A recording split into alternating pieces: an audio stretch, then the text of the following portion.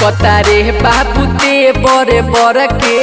तुम बताया हो ना देख लेते लड़के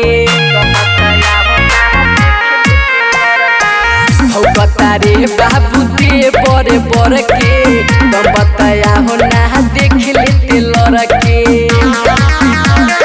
मारो पैसा छारा ना हो खबेते खारा ना हो खबेते खारा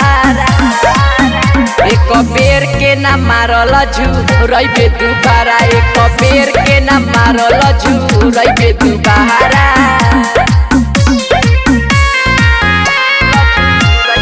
म्यूजिक बाय गोलू टाइगर।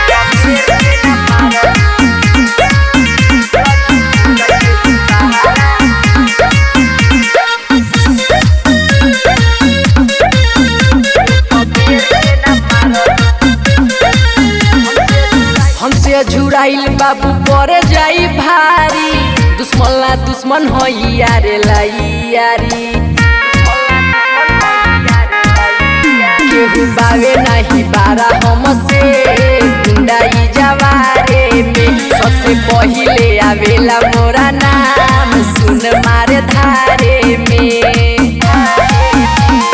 पानी अभी जदी जे चढ़ जाई पारा रे चढ़ जाई पारा एक बेर के ना मारल झूरबे दुबारा एक बेर के ना मारल झूरबे दुबारा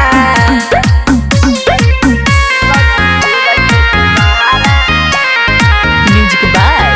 गोलू टाइगर।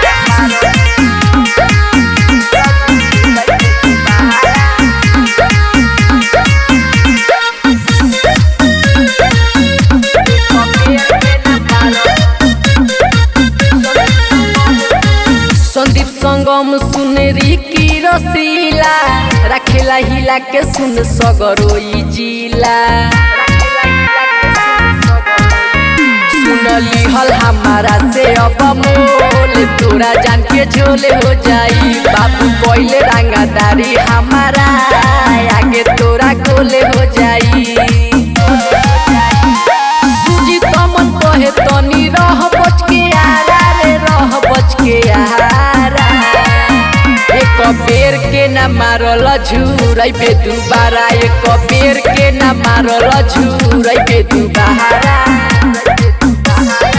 अनोखा रिकॉर्डिंग स्टूडियो नागलोई दिल्ली।